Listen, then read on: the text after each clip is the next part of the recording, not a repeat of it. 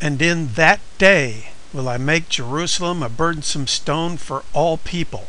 All that burden themselves with it shall be cut in pieces, though all the people of the earth be gathered together against it. That reads more like a headline than a 2,500-year-old prophecy.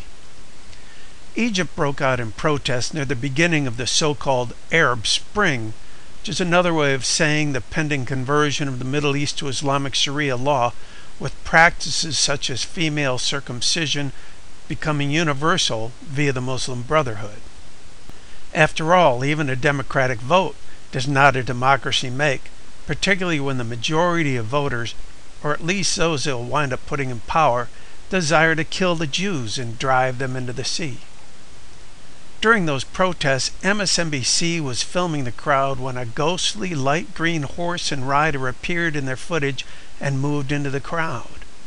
Revelation 6:7 mentions a pale horse, which is translated from the Koine Greek term chloros, indicating green or yellowish pale. The newscast produced quite a buzz in the YouTube community, with videos like the one at this link embellishing on the MSNBC footage of this pale horse event.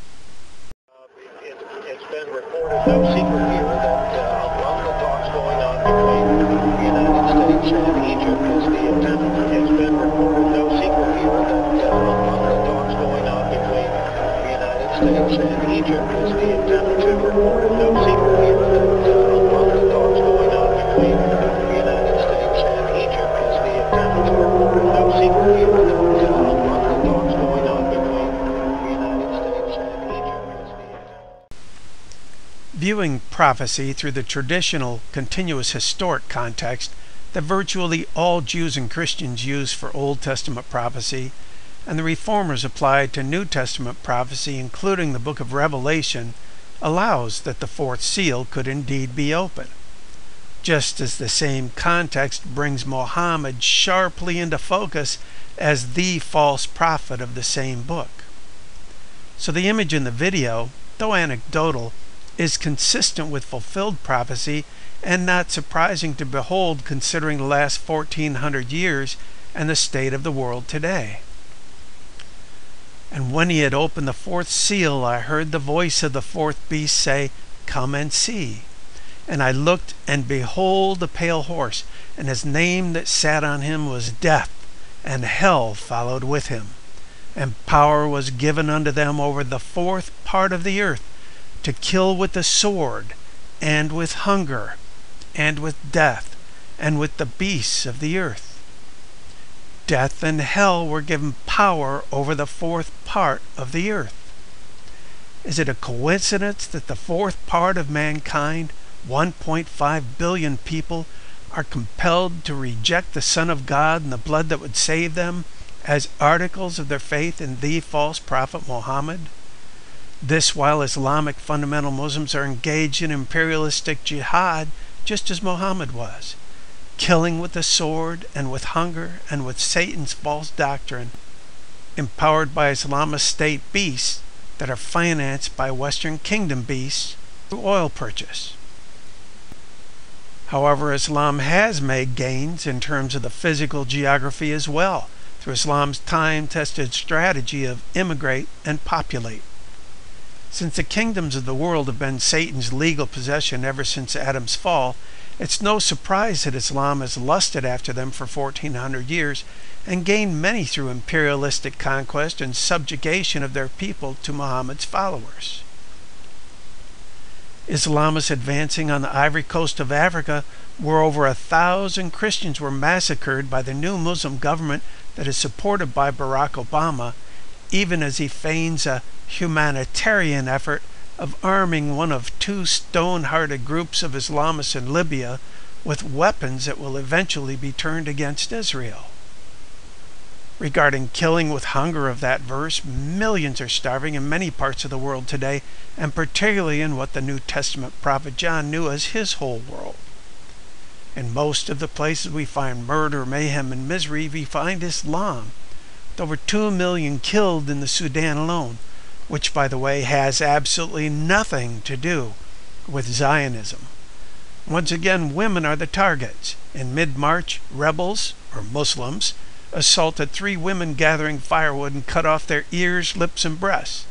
Starting in 2003, Janjaweed Arabs, that is Muslims, a Sudan-backed militia, have driven 2 million villagers from their homes in ethnic cleansing attacks designed to suppress local rebels. Eyewitness accounts detailing the militia Muslim attacks are horrifying. They killed my 3-year-old son right in front of my eyes, one father from West Darfur said. Since last fall, women have reported more than 500 rapes. 3 women said 5 militiamen, Muslims, beat and raped them last August. The women said after they abused us, they told us that now we would have our babies. If they would find any more women, they would rape them again to change the color of their children.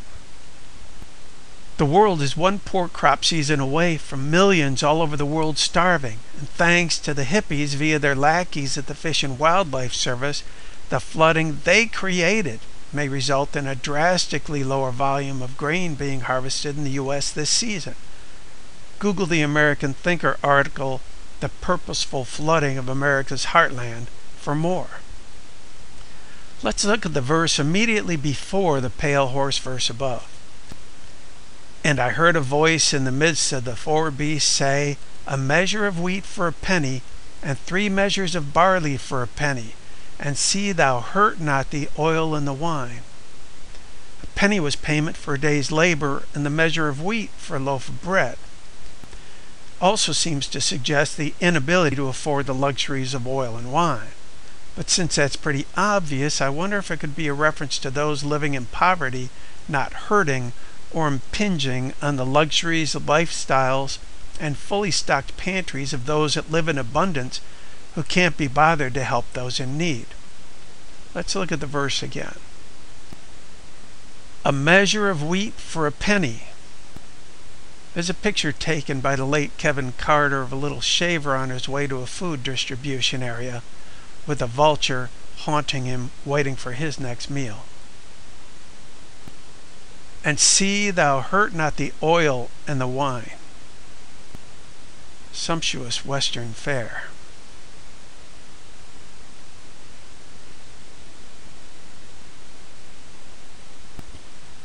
Here's a little more Old Testament prophecy.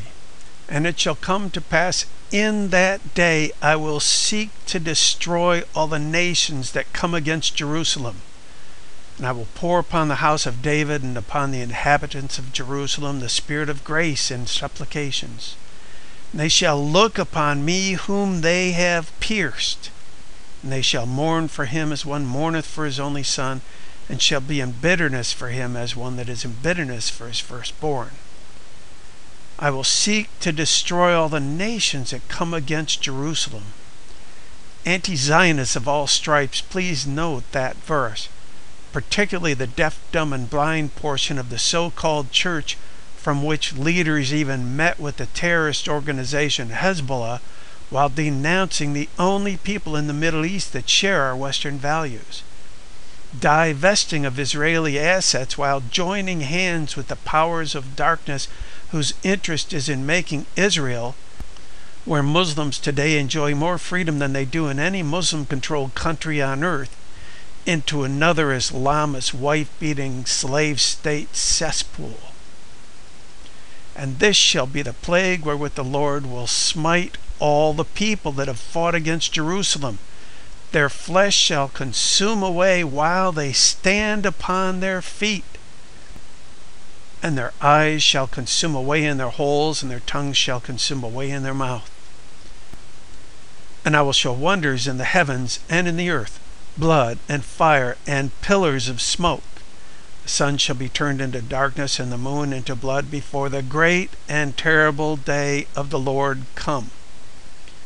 Translated as pillars of smoke, the Hebrew term timara, pillar, column, palm-like spreading at top.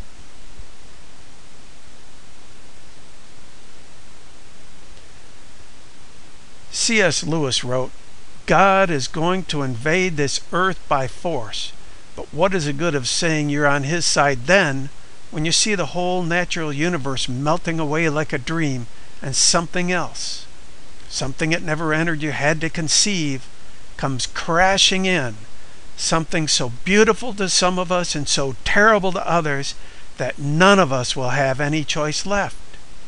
For this time it will be God without disguise, something so overwhelming that it will strike either irresistible love or irresistible horror into every creature. It will be too late then to choose your side. There is no use saying you choose to lie down when it has become impossible to stand up. That will not be the time for choosing. It will be the time when we discover which side we have really chosen, whether we realized it before or not. Now, today, this moment is our chance to choose the right side. God is holding back to give us that chance.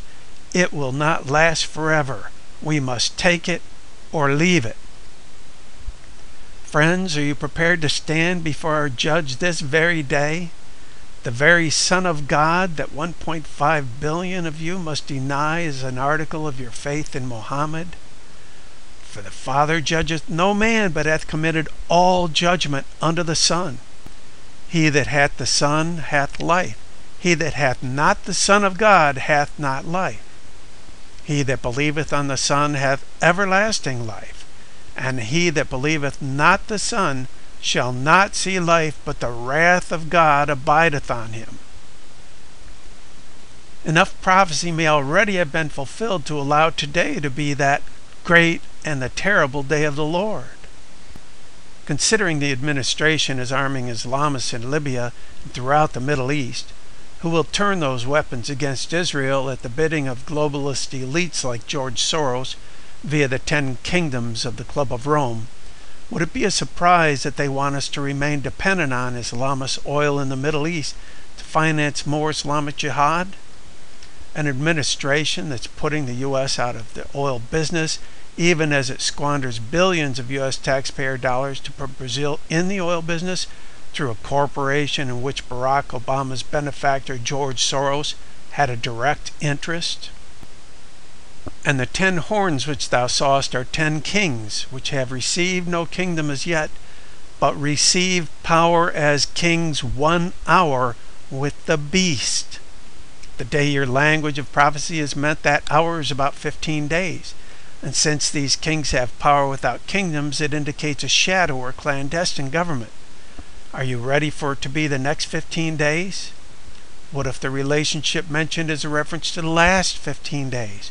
Are you prepared to stand in judgment before our Creator today? In Revelation 13, we learn that Satan gives the beast his power, seat, and great authority. Is it a mere coincidence that a fourth part of mankind in the world today may be dead in Christ because they are compelled to reject the blood that would save them as an article of their faith in Muhammad? Folks who follow the revelation of a single 7th century murdering, prisoner abusing, slave trading thief who was and declared the exact opposite of the whole subject of the gospel of the Messiah. 1.5 billion souls that may be doing little more than biding their time on this earth while awaiting their second death. And the devil that deceived them was cast into the lake of fire and brimstone, where the beast and the false prophet are, and shall be tormented day and night forever and ever. And death and hell were cast into the lake of fire.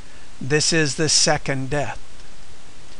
They reject the whole subject of the gospel for Islamic mythology that masquerades as thousands of years of pre-Muhammad history that was all created and put to the pen in the 7th and 8th centuries AD by a few southwest Arabian desert dwellers that lived 1,200 kilometers away from the Holy Land of the prophets and patriarchs. To my Christian brethren, have you wondered why the eschatology you have been taught necessarily precludes even considering that Muhammad could be the false prophet of the book of Revelation? Why not consider a fresh view within the traditional continuous historic context through which the reformers understood the book of Revelation? Please read the free book The False Prophet by Ellis Schofield, available in the Islam Christian Forum at beholdthebeast.com and at Brother Schofield's site fishhouseministries.com. Click on the first link below this video for the text version and discussion in the forum, and the drop-down menu for much more.